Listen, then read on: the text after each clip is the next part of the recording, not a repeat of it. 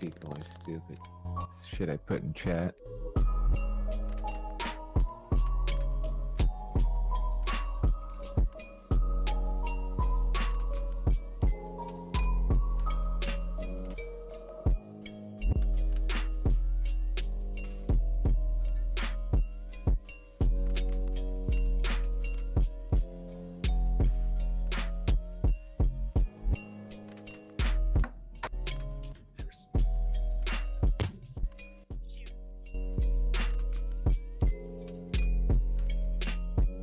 You ever seen Mustang Wanted?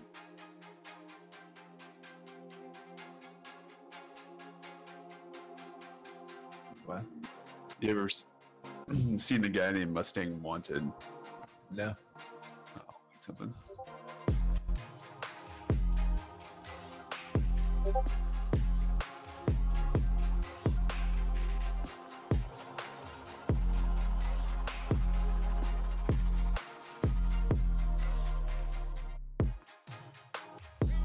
kind of dumb motherfucker would do that shit?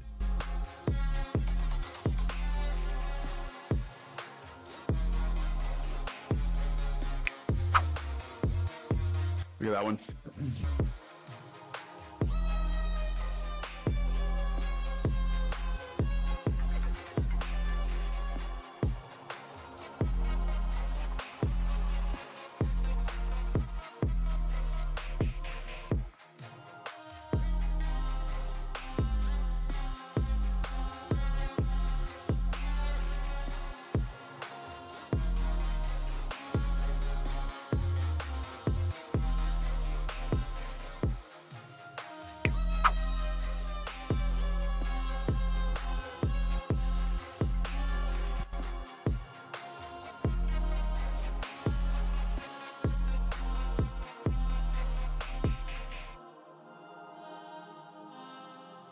That's pretty fucked up. I don't know what the allure is.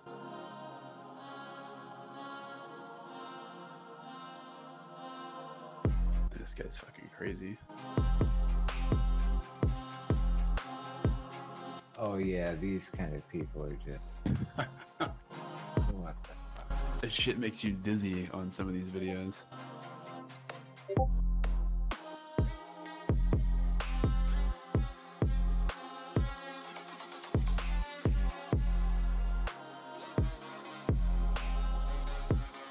This guy's just asking to die. Like, why would you do that? Is this guy dead yet? Nope. Just came out of the movie like 2 weeks ago. He's gonna be dead within 5 years. Dude, no matter how good you are, like, there are always exigent circumstances. Like, the ledge is gonna crumble or something, and he's just gonna fall. Like, why would you do some of this shit?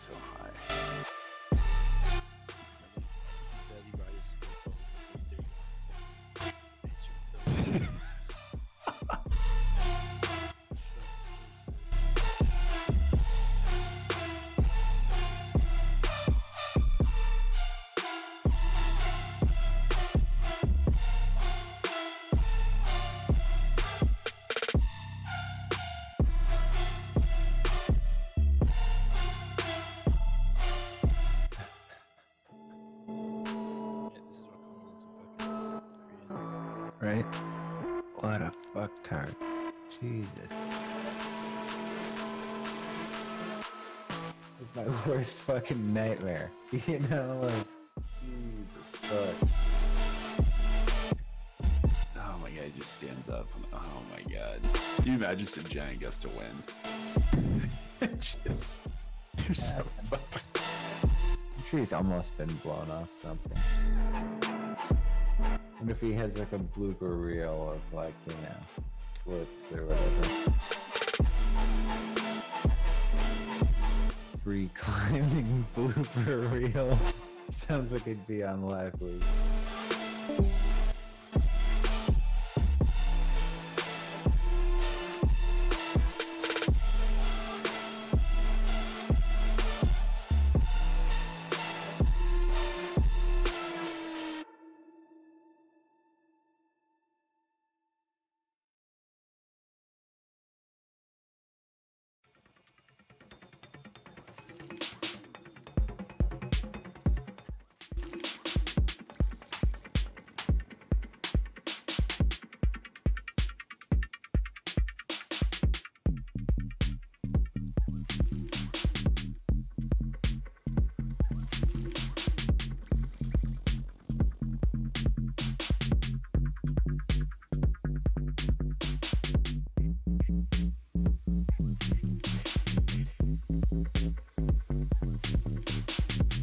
Dude, look at this guy's job.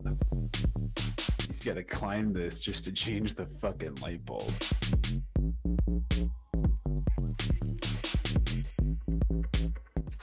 Why would there need to be a light bulb there? I think it has to for planes. Like, I think at a certain height it has to have that, like, blinking red light or whatever. Huh. 100% sure.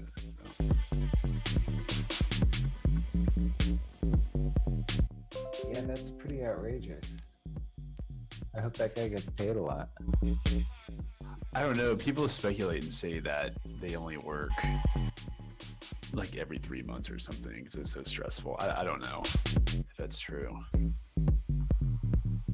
I kind of doubt that, but I'm sure they don't work much. I mean, I don't know. I mean, I doubt they're climbing 2,000-foot towers every day. This is probably a once-a-year thing, maybe. I don't know. But they probably climb other shit, like smaller stuff. Yeah. Just above the clouds.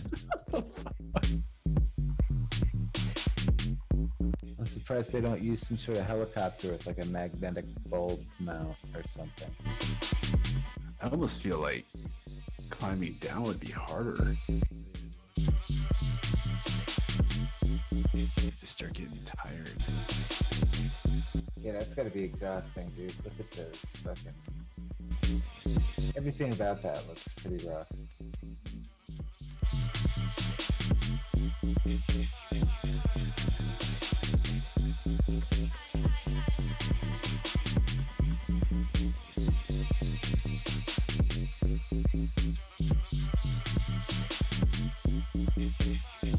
Jagger, why do you sound different? Did you bring it back? Oh, shit. Back home. For spring break. Like permanent or just temp? I'll probably go back in like May. Like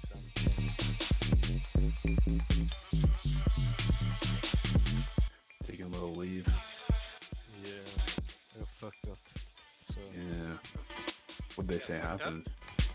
nothing. They were just like, yeah, I waited there for 10 hours in the emergency room because there was no doctors, and then like trying not to pass out, and like they were just like, yeah, everything's normal. They were like, yeah, you ate, you got like enough blood sugar. You've obviously been drinking water fine. You don't know what it is. They're like, go book an appointment for the doctor at a later time. You don't know what it is. Go home. Oh, wait, you passed out? Yeah. Or were you standing up or something? And I was sat down when I was doing it. That happens. I don't know, dude. Like, you Go blue back and, screen once or twice in the course of your life. Go back and tell me what happened. So like, I don't know. It's probably stress or something. Like I had a bunch of speeches to do, and I was on my last one. So then I was just like sat down, finishing off my notes, and I was about to print it off, and I just started feeling like really dizzy. Okay, wait, go back. Start from the morning. Like the morning, I just felt like a tiny bit ill, but like nothing What'd bad. you get? What'd you eat?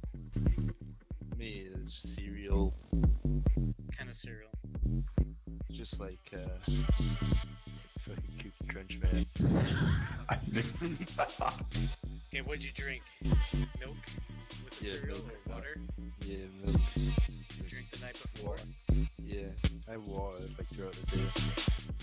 Did you drink alcohol the night before? Nah. What about the day before that? Yeah, I didn't drink until like a couple of weeks ago. That's So, fine. You smoke? You do drugs? not for a long time. Okay. How many meals between when you started feeling dizzy and pass out did you take? So you had Cookie Crunch. What else did you have? That was about it. So it was only did like you a pass few out? hours after that. So I woke up at probably like midday, and then Where probably did had you pass breakfast out? in the school library. Well, Were you like, did you get enough sleep the night before? Or yeah, I slept like a solid 9 hours. what do you usually eat in a day? What do you have for breakfast usually? without cornflakes, really. Or bacon sometimes. Okay, what do you usually? Just that's it? No, that's why I have for breakfast normally. Between them three. Wonder I'm fucking overweight. You just eat cornflakes for breakfast. Yeah. I usually have a salad with an egg and like, you know, some sardines or some shit and like some fruit and coffee. It's far more healthy. Yeah, sometimes a lot of eggs, but seldom. Let's be real Right. here. Drago got challenged by his old roommate for a proper duel, and he fucking fled. Shut the fuck Alright, up. so what do you usually have for lunch usually? Like varies.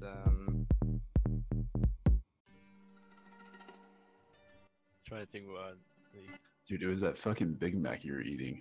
You have shut the fuck up. sandwiches. Yeah, sandwiches, chicken, that Okay. sort of shit. That's what I normally eat. Normally have salads, cottage cheese as well. It's good shit. It's pretty decent. About for dinner, what do you usually have? I normally buy like chicken, occasionally, you know, pizza, fries, Yeah. dumb shit, noodles, Do whatever. you drink any soda pop or energy drinks? Oh, yeah, I drink a shit ton of Red Bull. Okay, how much Red Bull do you drink? Ooh, probably a can a day, maybe 2. That sounds about right. It sounds like you're probably just fucking up your insulin system. So, like, as your insulin system weakens, which can happen at a young age. I mean, they see childhood diabetes. As your insulin system weakens, you get less resistant to fasting shock, like your ability to manage your blood sugar.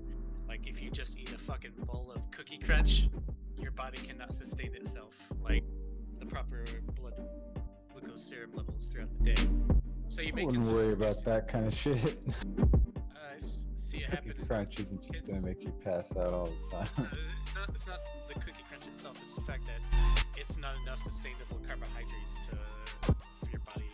If you're having insulin issues, like slight insulin resistance issues, not really diabetes. It's a gradual resistance to insulin. Would that knock up my blood slow? Probably nothing at all, dude. Shit just happens. Yeah. People with diabetes get low blood sugar all the time. Ooh, you got diabetes? Nah.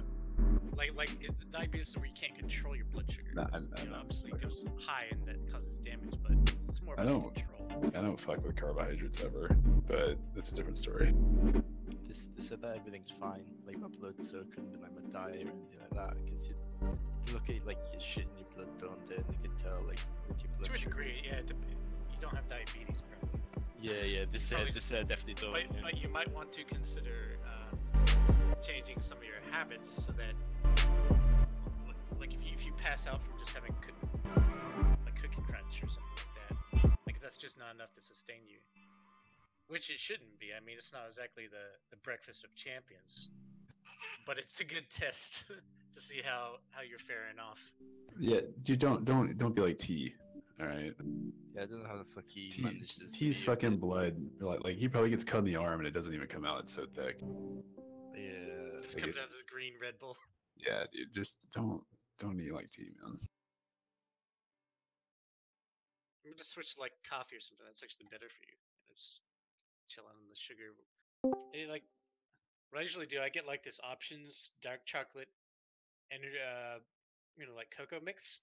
Yeah. And I put like a teaspoon of that in my coffee, and it's sweet enough. And it's only like 11 grams of sugar compared to like a Red Bull, which is probably something like a can is 56, 60 grams of sugar if I had to guess. I'll have a look. I've got one in my fridge. And I mean, you can always up the caffeine in a cup of coffee to whatever your heart's content. Can you? Just put more coffee. Oh yeah. Yeah, you can. You just get more concentrated. You buy that Death Wish coffee, which is like 700 milligrams for every 8 ounces. Yeah, You do that. you do in Starbucks, but it costs like 50 cents per 300 milligrams. You have it or something. The Like, coffee actually 20. protects the internal organs because it acts as a like it activates the parasympathetic nervous system, which increases the blood flow, like dilates the vessels in like your heart and organs. Well, some of your organs, the ones necessary for survival, and decreases blood flow to stuff like your intestines and extremities. It's 11 grams of sugar. Oh, in a Red Bull?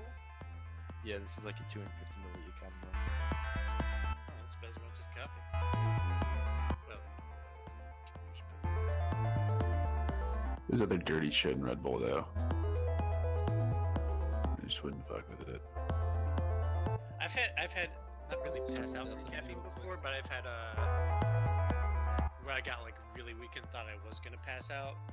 But that was like I drank heavily the night before, and then I like woke up in the morning and drank like a bunch of coffee. Like, Wow, this shit was crazy. Like my whole body went numb. My pins and huh? Yeah. What? So how is this gonna affect summer for you? Nah, probably not. That's good. That'd be really shitty if it did. Did like black all around your eyes and close in kind of thing? Yeah. Apparently my lips went blue and everything. What? Jesus. Your Yeah, lips went blue? Yeah. That's like not getting fucking oxygen. Yeah, What type the of thing fuck? like that too. Yeah, I was fucked. I was like thinking, I was like, That's fucking The weird. people could just be being dramatic too. You never know. yeah, true. And I was Listen. But Yeah, just go to a doctor and see what they say. do you have any discoloration in like are your fingers a little darker than your rest of your hands? It's because he's black, so yeah. Maybe the tips of your fingers, are they a little darker? no, not really. They're all the same color.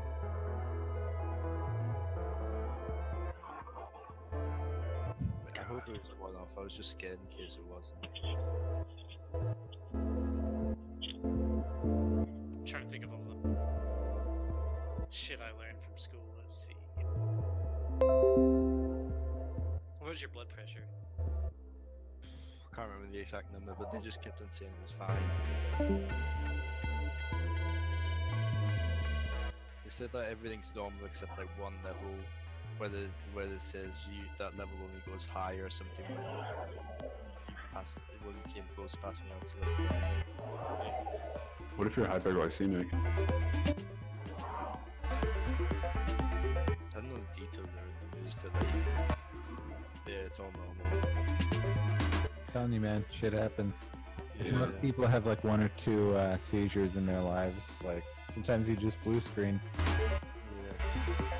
I don't know, but if you really didn't just go blue, it's weird.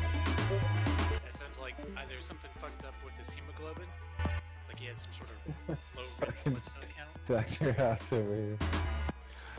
You need to find out from the doctor if your lips really went blue or if that's just what your friends were saying. Because that's serious shit if they really did. But if not, it's lupus, dude. It's lupus. My mom has lupus. Is it aliens? Maybe. I actually knew somebody with lupus too. Yeah, my mom has it. She actually, she combats it by taking like 15 Aspirin. vitamins. No, she has like 15 vitamins and she hasn't had a breakout in like 10 years. This. Yep, she has lupus.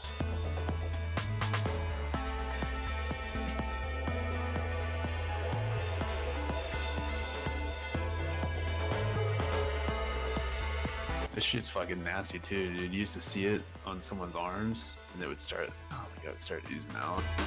Oof.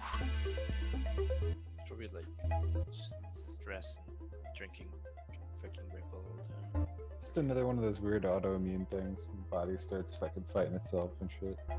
Why do I exit every position so early? So It's fucking long 23 there and I exited at 28. That's good. What are you fucking complaining about, dude? High point. money's money. At least you're not like the manner. Poor fucking Nanner. He blew up. What did he? What did he do? People like call buy What options. did he do? He did something really dumb. Wait, he bought First when the market went up and he reversed his position, the market fucking fell off a cliff. And then, dude, I think Will did the same shit. Damn. It's a shitty feeling. It is.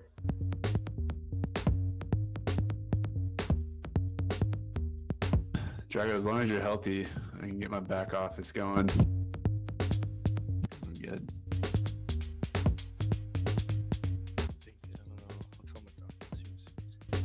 So what? So you're just, You want to join my company?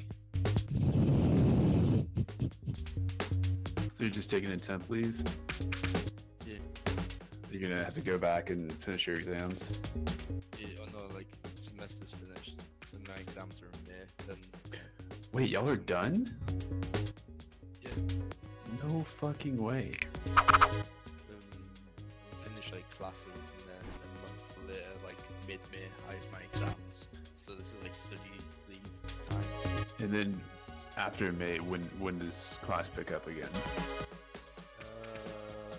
Late September, early. That's fucking crazy.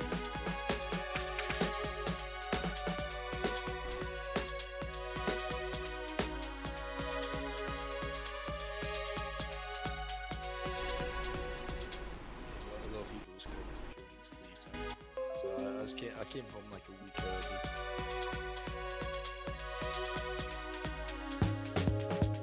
Heard back from any of your internships? Oh, I got fat rejections from Oslo. Uh, Wasn't really fucking feedback. That's shitty. You just barely started college, dude. What are you trying to get down from the fucking league? Oh, sorry.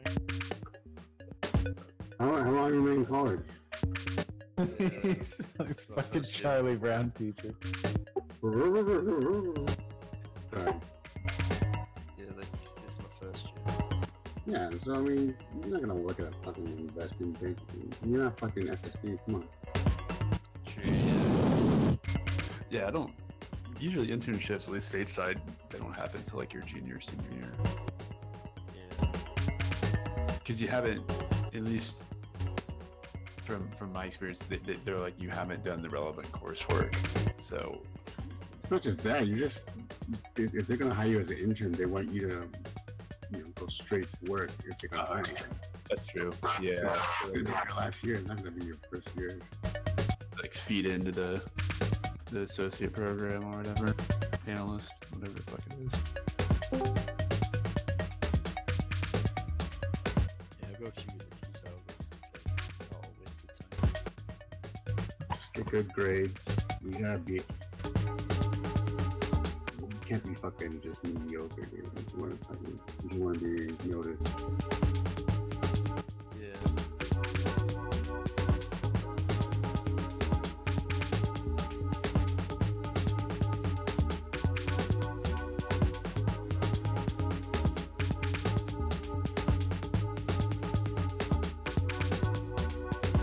Don't fucking meme about it so much because it's gonna be obfuscation to you.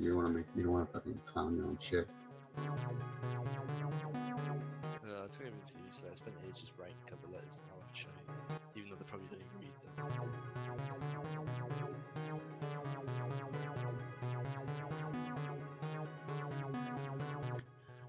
So have you heard back from any in a positive manner? Nah, they're all like, they don't really tell you why. They just like,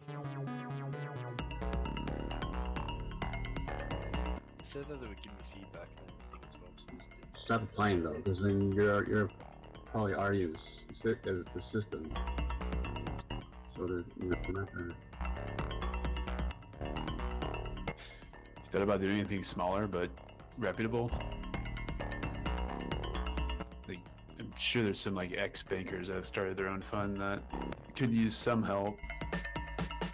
Yeah, it's just like, he released, it's like, only the big, like, growth brackets will take on the freshman, not in the smaller firms. You could always ask. Yeah, it's tempting to email them. How are they? Why are they? What? Ooh.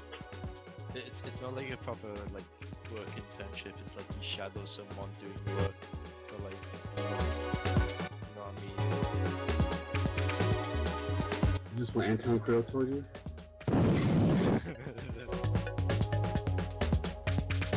Oh shit, I'll apply to join fucking Institute of Trading or what the fuck it's called.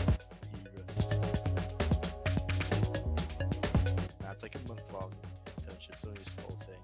You like shadow work and they'll like bring you to networking events and shit. Did you ever hear back from that one person that spoke at your school? No, they didn't email me back. Happens, man. Don't worry about it. She seemed all keen and shit. She was like, "Oh yeah, email me. Here's my email." I was like, "Alright, thanks." She didn't fucking reply to me. You should fucking email her again. So she tells you to fuck off.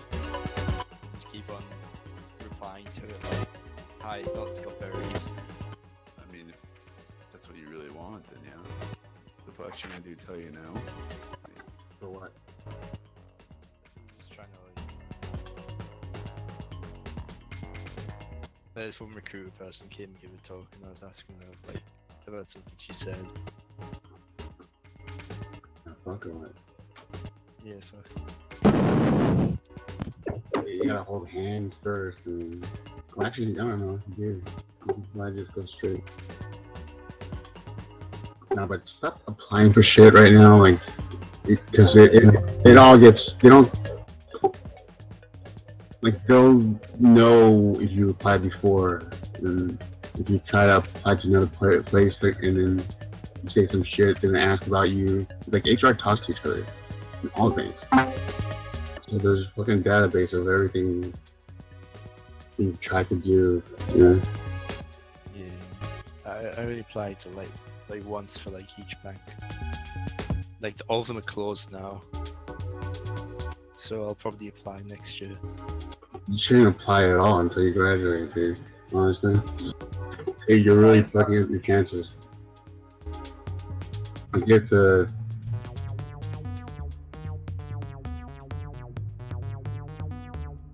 Just be fucking exceptional, and then they'll come looking for you. It's only weakness.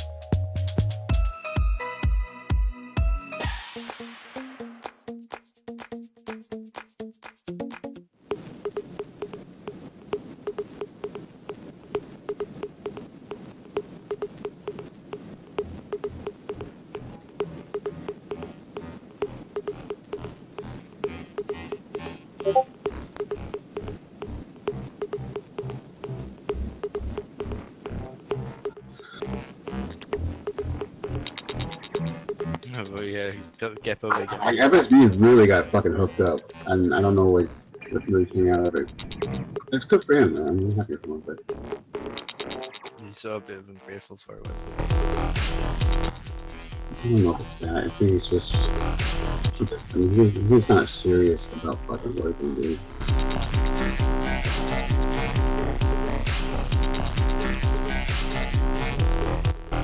Yeah, so he didn't really like it, dude.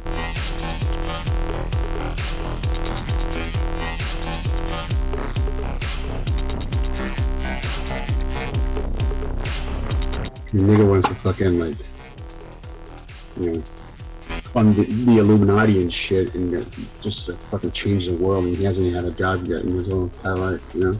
Yeah. I mean, I'm not trying to make fun of him, I'm just using an example. You know, in the real world, it's not just what you think you are. People can check up on you. You know? They can do worse than call you out. They can ignore you. You know what I mean?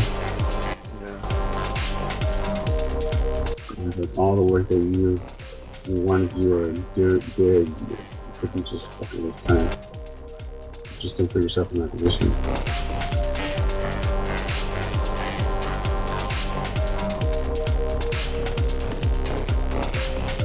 shit. They were saying they applied for like just the smaller firms. I don't think you should apply for shit. Or even the smaller ones. Yeah, well, what can you got to think, what can you expect to offer to them? Like, why you? Why not fucking corn squeezer or something, you know? Yeah, so I get what you mean. Better offers. Do your networking, like, unofficially, you know what I mean? Get your fucking LinkedIn friends, whatever, but like, don't start claiming contacts and shit, because I mean, honestly, like, a freshman wouldn't have any unless you're fucking down. It doesn't mean you're not shit. It just, you know, it takes what it also goes by work, but yes, that's fucking logo.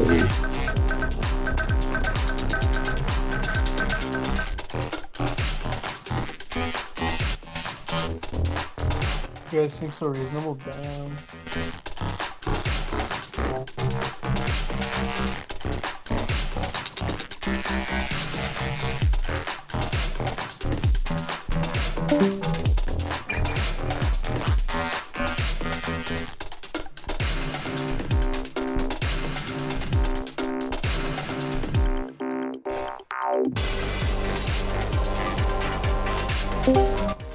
Okay then. Well, I had a question. How do you convince someone to get out of bonds? Like, if a lot of their portfolio is in bonds, and it's like US, so it's dropping.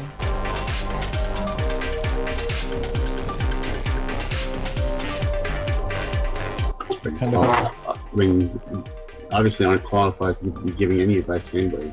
So, I mean, just listen. Yeah, from perspective though. Obviously not qualified.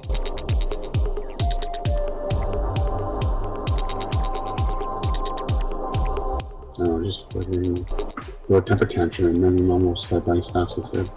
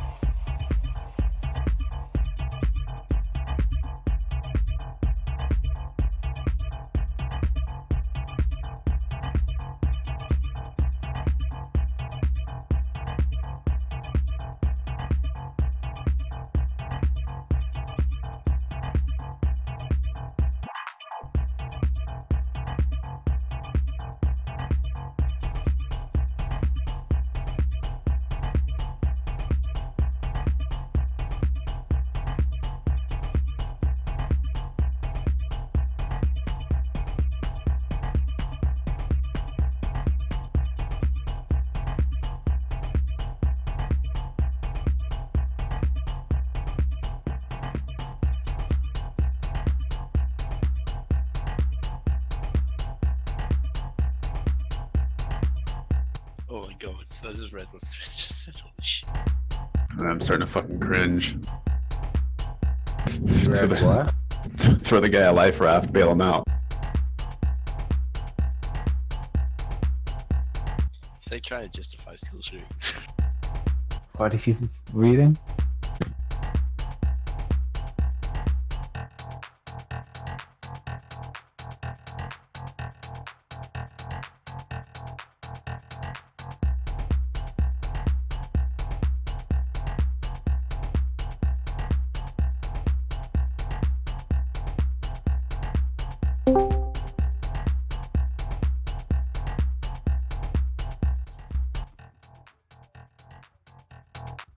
Hello? There it is.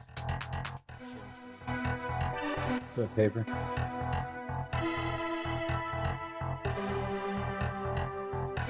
I'm gonna turn you up. Hello? Quiet. Sounds like it could be. Drag, it's So, funny. When you're at home, I gotta turn you up, and I gotta turn you down when you're on your MacBook.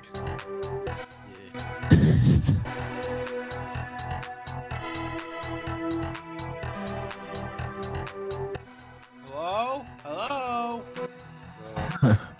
What's up?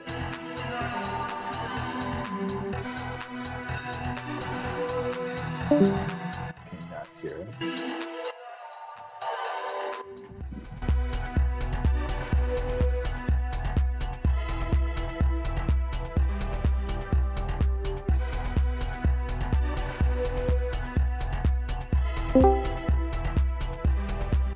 Hello?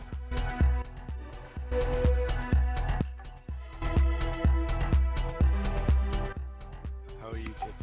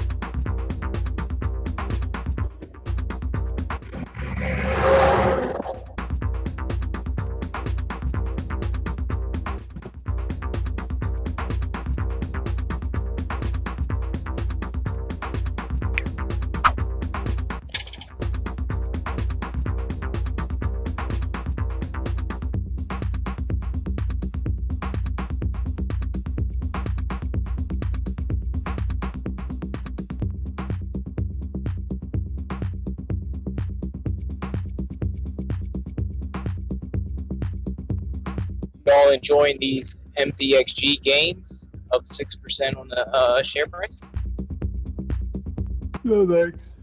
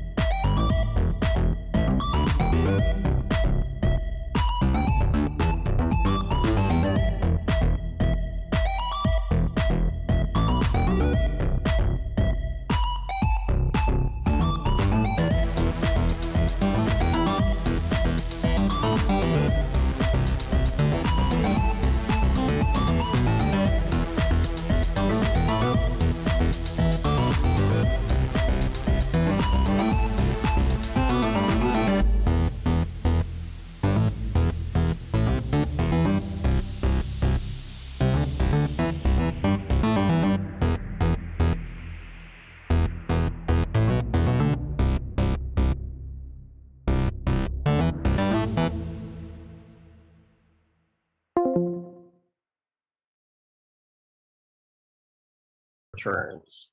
How much money am I making per unit of risk that I'm taking?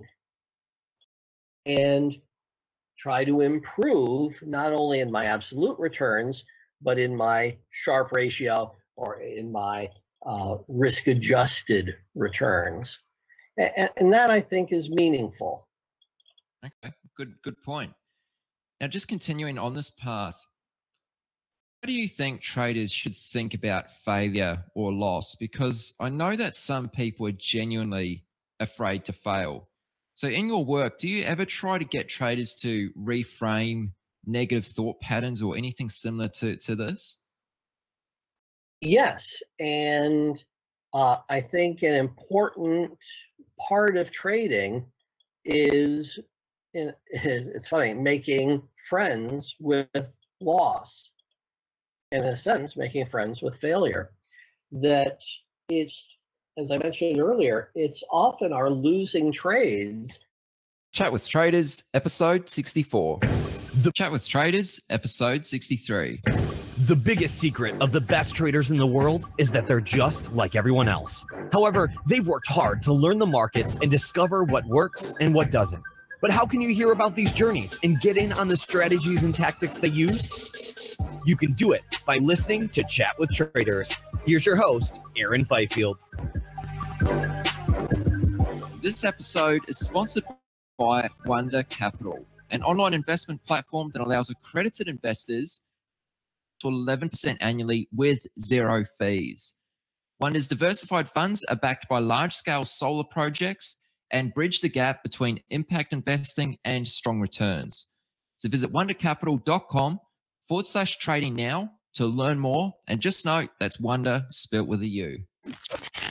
Hey guys, what's happening? I'm your host, Aaron Fifield. Here we are, episode 63, and I have another brilliant and very experienced guest lined up for you this week. Her name is Nicola Duke, or at Nick Trades on Twitter. She's a professional swing trader from the UK, actively tracking 36 futures and Forex markets, who takes a technical and systematic approach to trading. Episode 29. The biggest secret of the best traders in the world. Here's your host. Podcast. I'm your host, Aaron Fifield. This week's guest is Brian Shannon, who first and foremost is a professional trader whose involvement with the market dates back well over 20 years. He's also the author of the highly regarded book, Technical Analysis Using Multiple Timeframes. And thirdly, Brian is the founder of Alpha Trends, an educational company focused on teaching traders how to navigate the market successfully. For the most part, Brian is a swing trader with the occasional day trade in the mix. During the interview, Brian discusses both of these approaches and gives a few pointers that may even help you to discover the right time frame for your own trading. We also talk about understanding the psychology of market participants within well-known patterns, the two indicators that Brian uses most often, and one of them being VWAP, which is volume-weighted average price. And Brian also walks us through the 4 stages of a market cycle: accumulation, markup, distribution, and the decline. So all in all, Brian hit on plenty of great topics, and I feel like you're really going to enjoy the insight he shares with us. So I'm your host, Aaron Fifield. This is Chat with Traders, and here is this week's guest, Brian Shannon. Hey, Brian, welcome to the podcast. How's it going? Going well, Aaron. Thanks for having me on here today. No trouble whatsoever. Thanks so much for coming on. I've really been looking forward to this, and there's plenty I'm keen to discuss with you. And I mean, I really should just say, I've got a ton of notes here, so let's just get right into it. Now, you've been involved with the markets for more than 20 years as a pro, but your first experience with trading dates back much further. Would you like to share with us the story about your first interaction with the markets, and then we'll go deeper from there? Yeah, my first equities trade was a company called LoJack, and LoJack was I think they're still around, but they track stolen vehicles basically. And this was 25 years ago. I used to sit around and watch Wall Street Week with my dad on Friday nights. And I saw this news broadcast about this technology for stolen vehicles. And I remember, telling my dad, hey, I thought that was a pretty cool idea. And he said, well, let's buy some of this stock. I think it was $4 a share. And I had maybe $500 saved up from various odd jobs, caddying and that sort of newspaper routes, that sort of thing. And he said, well, buy 1,000 shares. You put up your $500. If you lose, you lose the $500, but you make money. So I didn't realize at the time, but he was essentially giving me 8-to-1 leverage on this trade. Fortunately, it worked out, and it went to $10 a share about 6 months later. And for no other reason than, hey, it's $10 a share, I said, let's sell this. And so I made a profit of $6,000, and from there I was pretty much instantly hooked and thought, this is great. Why would anyone ever have to work for a living when you can just do the trade like this? And obviously, it's not that simple. I had some very good beginner luck, and it worked well, though. But that's what really piqued my curiosity. Yeah, that definitely is some very nice beginner's luck right there.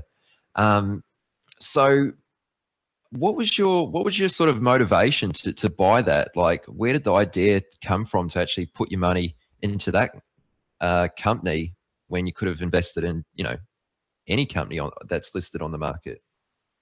Yeah, I had seen on television a local news broadcast saying how that this technology was reluctant to be brought on at first because the state police in Massachusetts didn't want to pay for the transponders to track the stolen vehicles down.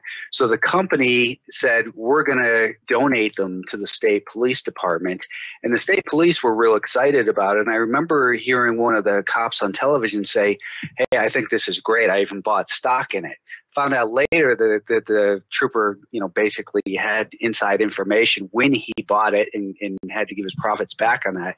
But it didn't prevent me from, coming up with the idea. And I was, probably just a young, impressionable kid who wanted to bond with his dad and thought that this was a great idea and knew that, he was in the market, and we'd been watching Wall Street Week, like I said, and I figured, hey, let's put some of this to work. What do you think, Dad? And he took the initiative to say, okay, let's do it.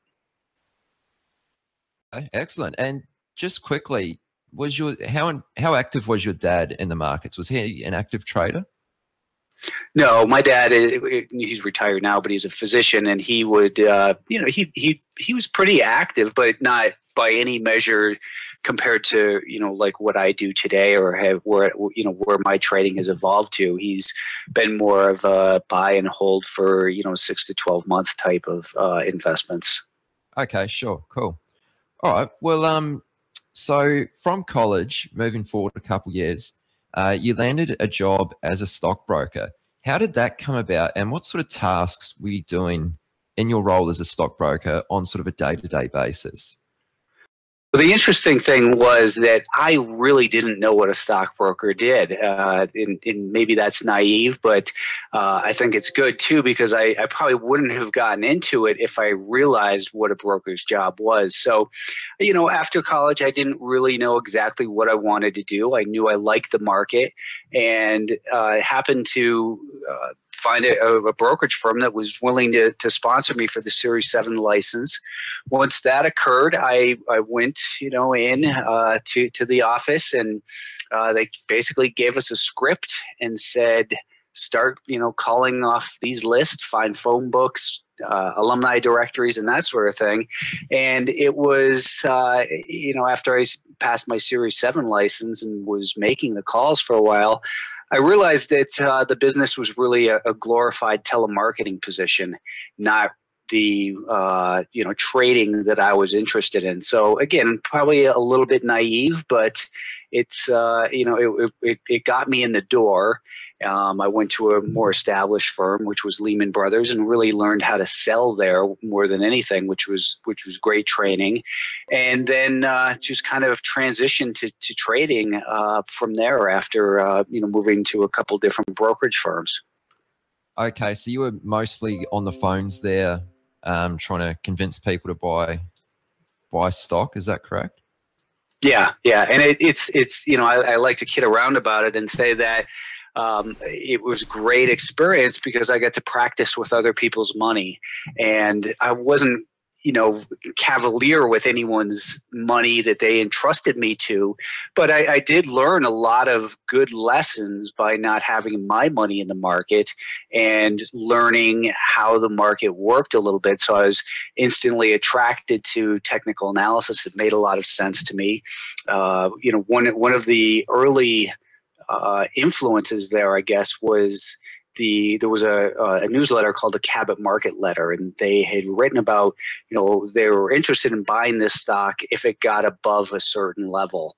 And I thought, well, isn't that strange? Why would somebody want to buy it at a higher price? That seems kind of counterintuitive. So I looked into it, and you know, I saw the chart, and it instantly made sense that if it got above that level of resistance, I didn't even know that's what it was called at the time, but if it got above there, that it looked like it was clear sailing from there. So I ended up getting involved in that stock, made money, and just started to devour everything I could find about technical analysis. Okay, sure. So, so you went to the stockbroking firm, and then you went to Lehman Brothers. From there, I believe you ended up trading with a prop firm. What was your experience like trading with a firm, and what was the attraction to actually get into a firm instead of trading your own money, just you know, as a retail guy? Yeah, I think I was 22 or 23 years old when I did that, and it was basically, I had saved up some money in the market, and I had seen in the back of Investors Business Daily, there was every single week a advertisement for trade with our capital, or, you know, use 20 to 1 leverage is what it was. So I was intrigued with that because I figured that I didn't have enough money to really get involved in the market with the amount of capital that I had. So I was still a broker. I answered this ad, went to New York, and met with these guys. And I signed up as a remote trader, and this was, you know, 24K modem. And I remember being all excited with a 48K modem, sitting there in my basement trading. And they didn't give a lot of training. That was the thing that, you know, they basically said, okay, we'll give you a shot. You get to keep X percentage of your profits. And I had, you know, I basically borrowed some money to put down for that initial $25,000 deposit. And so therefore I was extremely risk averse. And that really helped me. I mean, they say don't trade with scared money. And I don't think it was necessarily scared money, but I was being smart and really, you know, people say they don't like to lose. And I say in the market, you have to hate to lose. You really have to, when you start feeling something moving against you and you get uncomfortable, you just have to get the heck out of it. So I was fortunate in a way that I wasn't scared money, that I had the opportunity to see how stocks traded, you know, technically through my experiences as a retail broker. So that was great experience for me. And from there, then I helped them, that is the New York firm that I was with, I helped them open an office in Denver, and kind of, you know, started branching out that way a little bit. Okay, sure. And did you mention in there that you were working, or you were trading, sorry, remotely from the firm? Yes, yes. It was, you know, so they were out of New York, and they didn't have any local offices. So they were sponsoring people to, you know, trade with their leverage, basically. And, you know, they got a piece of the commission, and they marked up the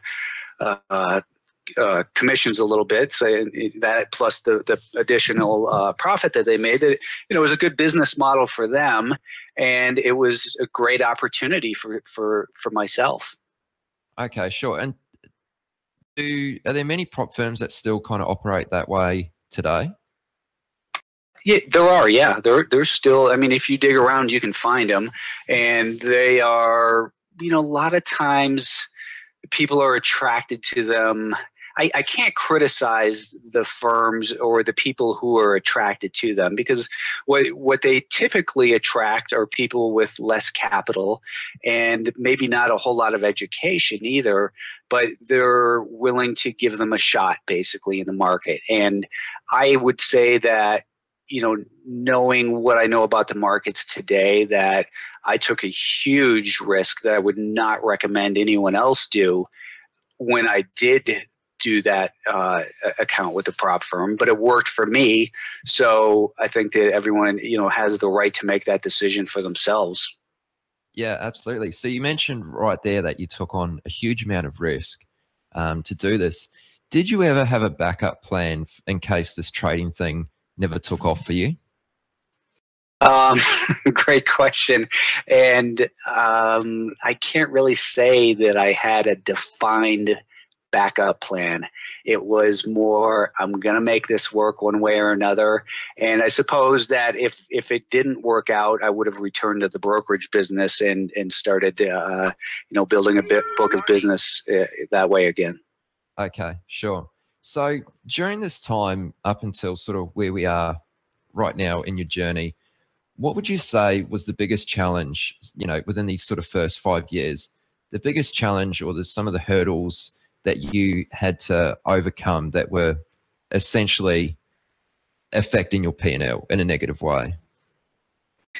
Well, I think it's true for almost anyone that we are our own worst enemies.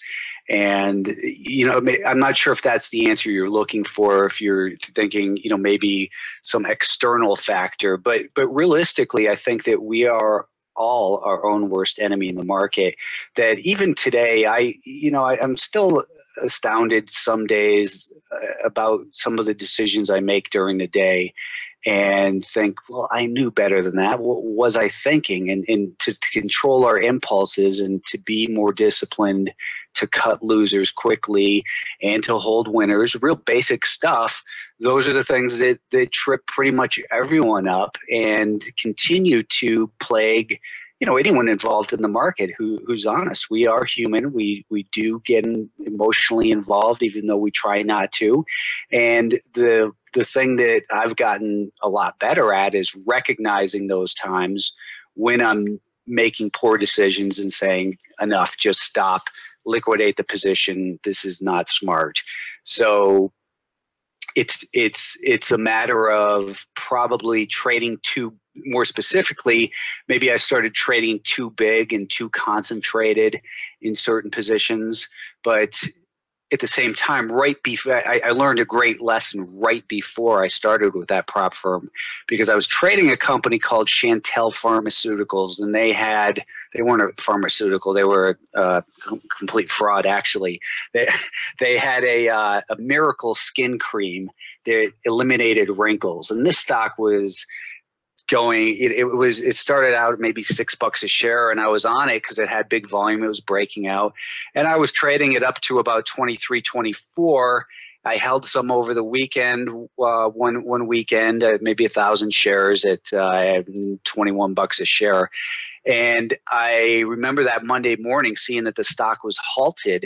And it was, you know, Barron's did a hit piece on it, and the stock went, it was basically cut in half, and I lost maybe $8,000 to $12,000. I don't remember the numbers overnight, right before I was just getting my money together to go trade. So the lesson there was not to have such concentrated positions, especially in, you know, little story stocks. And there's so many lessons you learn along the way, but that was one that really stood out for me, that almost eliminated me from ever getting involved with that prop firm. Okay, sure. So I really like that answer, and that's an excellent example too. While that was probably quite a painful point in your sort of development stage, were there any points where you felt like maybe you weren't just cut out to be a trader and you actually came close to giving up? Yeah, actually, it was probably in, I'm just going to say, It was maybe 2000, 2001. At that point, the market was getting crushed, and I had not learned at that point yet that you can't just keep buying stuff that goes down. And I was actually had a prop trading firm of, I can't really call it a prop trading firm, more of a people would come in and trade with their own money, and we would help them with getting extra capital. But the market was getting crushed, and I was losing money pretty consistently at that time, just buying stuff in downtrends and expecting that they would bounce, and they weren't bouncing. And I nearly dissolved the account. I was super close. I took a couple weeks and did some reflecting, came back and talked to the partner that I had at that time and said, listen, here's what I need to do. Fortunately, we had a business, and the business was profitable. So I just slowed things way down, and started trading. Maybe, I don't even remember, but half of or a third of my normal size, and just started grinding it back and getting back into it in a more disciplined way, and reevaluating and learning. So I was real close, though, to throwing it away. And if I did not have a backup plan, backup business where I was able to pay bills, then there's no doubt in my mind that I would have been out of the business and no idea what I would be doing today. I was very fortunate, I think. Okay, right. Yeah, that's really interesting. So let me ask, from when you left the stockbroking firm job to at what point, how long did it take you until you reached a level of consistent profitability? Like, when did things really start to click for you?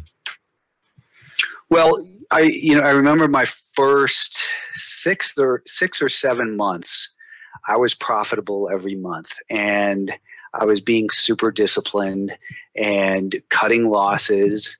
Then I started to get a little bit of that ego involved, where I thought I knew everything. And then I started to go through a down stage. Fortunately, I kept it limited, and it was really just in evolution, really. The whole thing, obviously, trading in general is an evolution, and you come back to the basic principles. So I kind of got lost on that question there for a moment, but the thing that I would say is that my lessons learned are that the basic things that I still preach to this day: only price pays, follow the trend. I repeat those things a lot of times to remind myself, because that's really the principles of how you make good money in the market. And I believe you get exactly what you deserve in the market, that you can't make excuses that if I lose, it's because I did something stupid, and I hold myself accountable. I can't complain about Greece or China or whatever the news of the day is. I have to recognize the environment we're in and adapt to it, or stand on the sidelines and wait till things make sense. Yeah, totally. So let's get into that a little bit deeper.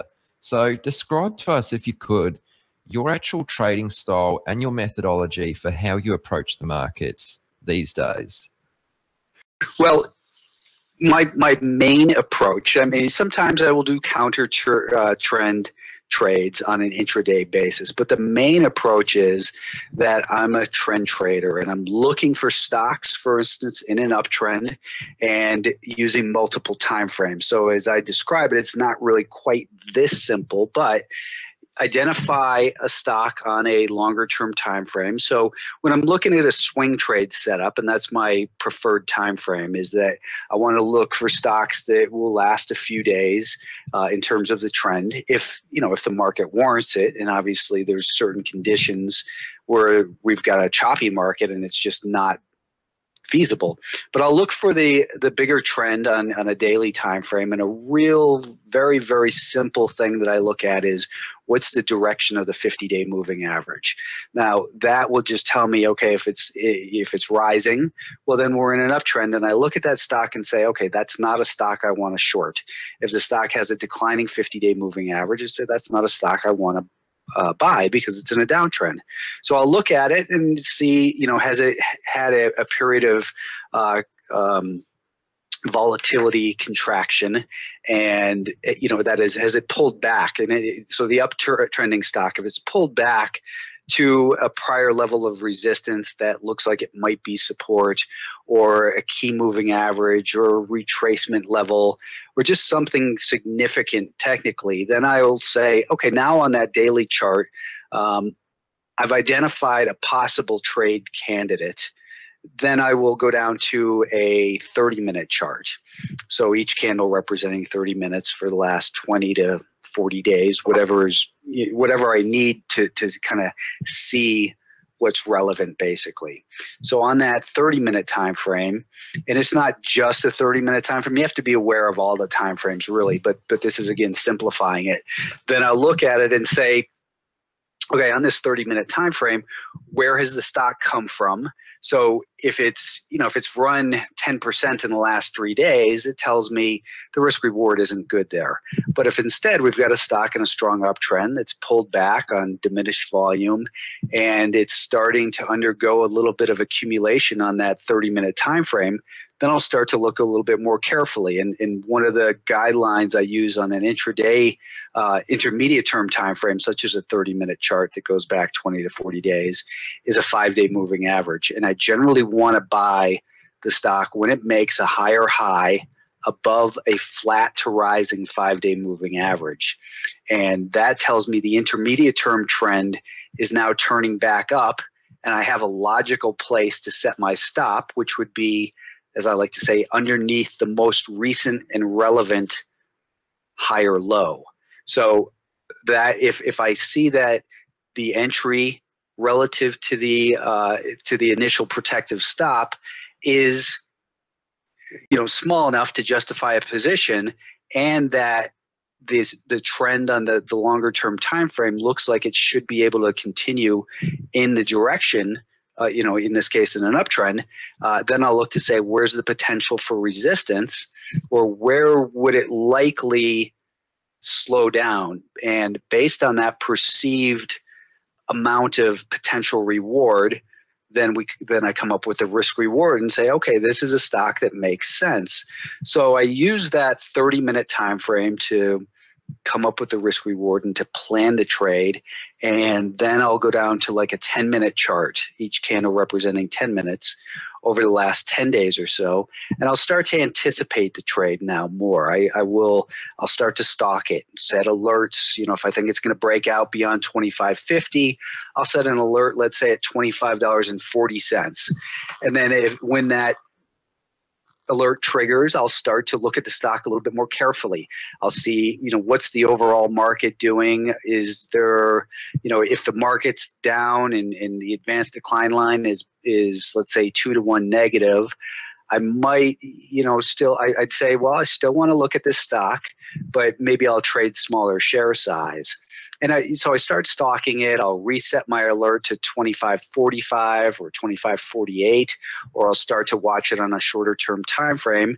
And then I want to make my decision based on price only. I don't want to look at it and say, well, the volume's not there yet, because a lot of times people will wait for volume, but the volume will come a day and a half later when the stock has already moved 5 or 6%.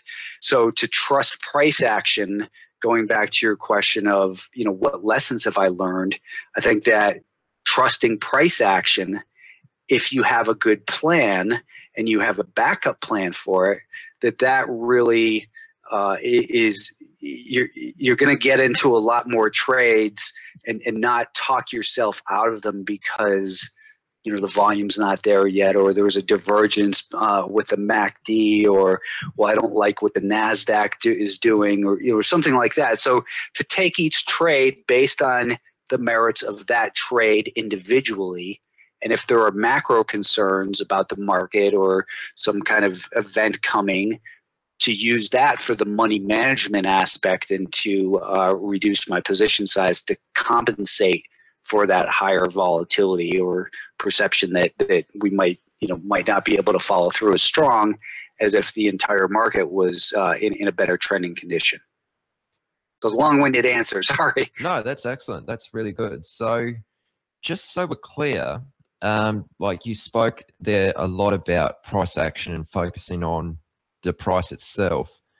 How do you treat fundamentals and news? I think you might have briefly touched on that there, but just so we're clear, do the fundamentals and news have any impact on your decisions to get into a trade? I try to not let them. I am generally aware, so I want to know what are the potential catalysts for a stock. So if for instance, I'm looking at this stock and I think it's a buy, but then I see they're due to report earnings after the close, then I'm not going to trade the stock because I don't want to gamble on earnings. That's a lesson I've learned in the past as well. Gambling on earnings, it's gambling. There's no edge there. So I will be aware of what the catalysts are potentially. I'll be aware of the news headlines at least to try to determine what are the catalysts, what's shaping the psychology in the market today. But I try not to read into it too much and have an opinion of the news itself, because the news is often, I don't want to say made up, but coincident to the price action, not leading, or it's, we can't always trust accountants. We can't trust CEOs that the news is actually what's happening. And that's why I adamantly say over and over again, only price pays, that you can be aware of the headlines and that sort of thing. The market doesn't care what I think about a stock, about what its value is or what it should do based on an earnings report or something. The only thing that's going to pay or hurt is price action. So I would rather lose my opinion than lose my money and move to the sidelines quickly, because you can always reassess the trade and determine to get back in. But there's a tendency to that when we look at the news, we get our egos and our opinions, and we think the need to be right becomes stronger and really, clouds our judgment. Yeah, okay. No, that's excellent to hear about. Now, this is something you often talk about, and that is focusing on the psychology of patterns and less about the actual pattern itself, like whether it's a cup and handle or a double bottom or whatever it might be. So could you explain perhaps your reasoning for looking at patterns from this angle? Well, there's nothing wrong with recognizing a pattern, and I often talk about candles, for instance, as well. That some people be looking at a candle and they'll say, "Hey, that's a doji," and it on the daily time frame. And I'm more interested in what happened underneath the surface. How did that doji come about? That it sold off strong in the morning and might have chopped sideways for a little bit, but then the buyers regained control, and I can see it much better on a shorter term time frame. That is, I can understand the psychology of what's shaping it. And back to the cup and handle, nothing wrong with recognizing these classic technical patterns. And I started like that as well, looking at recognizing technical patterns, but I saw a lot of them fail. And what is it behind there that makes the sense? So a cup and handle, you could train a monkey to recognize cups and handles. You can program a computer to do it, but there's the art of technical the science rather of technical analysis versus the art of trading and understanding, hey, things can and often do go wrong. That is, they don't work out as anticipated the way a technical analysis book will tell you it should. So I want to see that, so a cup and handle, a stock comes up to a certain level of at $80 a share. It runs up to that. It pulls back down to 70 and it runs up to 80 again, but there's still supply there that's unable to be taken out at that point. So the stock backs off again, but instead of backing off down to $70 a share, it finds buyers at $76 a share. It finds support and starts rallying up towards that $80 level again. And then it might even dip down to 78 and then hit the 80 and then break out. So the point is, though, that these higher lows that are being established tell me that the buyers are gaining control price-wise. They're not waiting for the pullback to 70. Instead, they take control at 75. Then they take control at 78. So they're getting more aggressive price-wise. And the distance, the time distance between those tests of resistance might be, from the first test of 80, it might have been, the second test, it might have been a month and a half. And then 4 weeks later, we test that 80 level again, and it pulls back to 78. Then 2 weeks later, it comes back up again. So they're getting more aggressive, not only price-wise with the higher bids where they're taking control, but time-wise that they're coming back more often to test and work through that supply being offered at the $80 level. So if it, so you can understand what's happening rather than just saying, hey, that's a cup and handle. I read about those are bullish, I'm going to buy it. It just gives you that better understanding of what the forces are underneath the market. So you want to look at the market and say, you can have one of three positions. You could be long, you could be short, or you could be in cash. How do the longs feel? How would you feel if you were long? And where would you be getting more aggressive? How would you feel if you're the seller at that $80 level and your supply gets worked through? Or if you're a short seller and you're trying to hold it back at that $80 level? And if you have the ability to be objective on the sidelines in cash, where do you get involved at the best risk reward standpoint? So it's not really super complicated to try to put yourself, how would I feel if I was long there, if I was short on that stock, or if I'm in cash, should I just ignore this stock, or is there the potential for opportunity in it? Yeah, you mentioned a lot of great points in that answer. So thanks a lot for sharing that, Brian. Sure. Now, I've noticed in your analysis of reading charts that you pay close attention to two indicators. There might be others, but I noticed that you pay extra close attention to these two. So the first would be moving averages, and the other would be VWAP, volume weighted average price. So I'd like to ask about both of these. Well, you sort of already covered the moving averages a little bit earlier, but just on moving averages, they seem to get a bit of a bad rap. A lot of people kind of regard them as maybe a tool for amateurs, or maybe they're just using them incorrectly, or I'm not sure what it is. But have you noticed this, and why do you think this sort of is, I don't know if a stereotype's the right word, but there's kind of like a stereotype around moving averages as though they're ineffective? Yeah, I think that a lot of people do misunderstand and misuse moving averages. I look at them as a mathematical trend line, a constant to compare price to over a certain period of time, whether it be 20 days or 50 days or 200. The time is the constant, in other words, in a moving average. And just like we were talking about the psychology of a pattern, I think it's even more important to realize with a moving average, we're all taught that a 50-day moving average is support. I say it tends to act as support. So a stock in a strong uptrend pulls back to a 50-day moving average. People will say that's a buy signal. And to me, it's not a buy signal, but it's a reason to look more carefully at the stock on a shorter term time frame, to look under the surface and see what's actually happening there. Because I can show you thousands of examples where a stock pulls back to the 50-day moving average and just keeps going. That is, it just keeps dropping. So there's the psychology behind that 50-day moving average.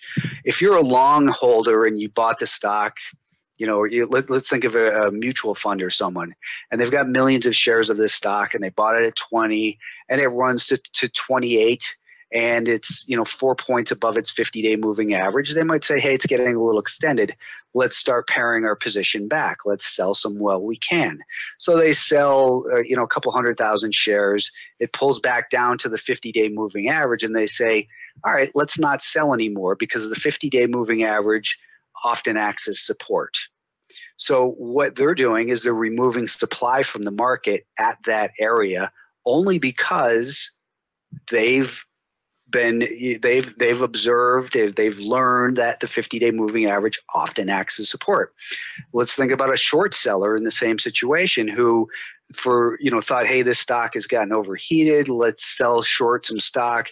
We'll cover it down near the 50-day moving average. So they put the supply on the stock to bring it down to the 50-day moving average. They start to stick in their bids for the stock, and they not only remove one of the sources of supply that helped get it to that 50-day moving average, but then they're also starting to add some demand in there by putting in bids. So the bids are starting to show up, and the stock is losing supply, and we're starting to see that gradual shift. So I want to look underneath the surface and say, is there actual evidence? Let's go back to that 30-minute time frame. Is there actual evidence on the 30-minute time frame that the stock is starting to at least turn sideways, that the pattern we've seen over the last 2 weeks during this pullback of lower highs and lower lows is starting to show more neutral market? So we see less supply. We're starting to see a little bit of demand. And then think about the people, the big mutual fund might say, okay, we sold 200,000 shares between 25 and 28. Here it's at the 50-day moving average. Let's bid for another 100,000 shares. We'll replace part of our position in there and provide support for the stock as well. So they're putting in bids. That's the source of demand. And then you've got your all of the people who look at moving averages and say, hey, the 50-day moving average usually acts as support, so I'm going to stick in a bid there. I want to get involved in this hot stock because it's pulled back to the 50-day moving average.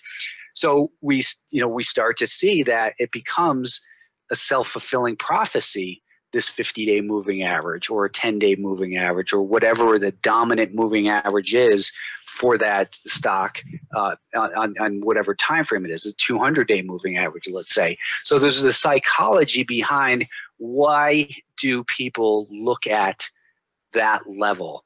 Now let's take it one step further and say, since that stock rallied from 20 to 28 and it's pulling back to 24, we might have another group of people who trade based on Fibonacci. And they're saying, well, it's pulled back to a 50% retracement. 50% has been a good level to buy this stock. So they kind of go through the same process of let's put in our bids here, let's remove supply. And then let's say there's another factor such as the volume weighted moving average price since that event is in that area. So there's the psychology behind all of these oscillators and indicators that are much more important than just looking at little squiggly lines and saying, okay, that's a buy signal, okay, that's a sell signal. Okay, excellent. So let's talk about the VWAP. I mean, what is it you like about this indicator, and what separates VWAP from other indicators? Volume weighted average price, what it does is it takes, so whereas a regular, simple price based moving average is based on of the average price for whatever period of time you're looking at, it doesn't consider the volume that traded there. So if we have a stock that traded, let's just say, keep it real simple, if you had a stock that traded 100 shares at $20 a share and 10,000 shares at $19 a share, you can't really assign the same value on a moving average to say the average is 19.5. The average is really closer to 1901 based on volume. So we're looking at it from the supply and demand in terms of the actual dollar amount assigned to a certain price level. And what I like to look at is, for instance, the volume weighted average price since an event. One thing that's been really helpful is, since when a stock breaks out from 20 to 28 and then it begins to pull back, oftentimes you will see that buyers congregate, or support is found near the volume weighted average price since that breakout event. Or more recently, I've been tweeting about, for instance, in Alibaba and in GoPro, the volume weighted average price levels since these companies actually became public, and they've both, within the last couple months, shown that the stocks had some nice bounces, and they rallied almost precisely to the level, the volume weighted average price, since the stock came public. So there's a lot of psychology assigned to that level. It's the average price. It says above the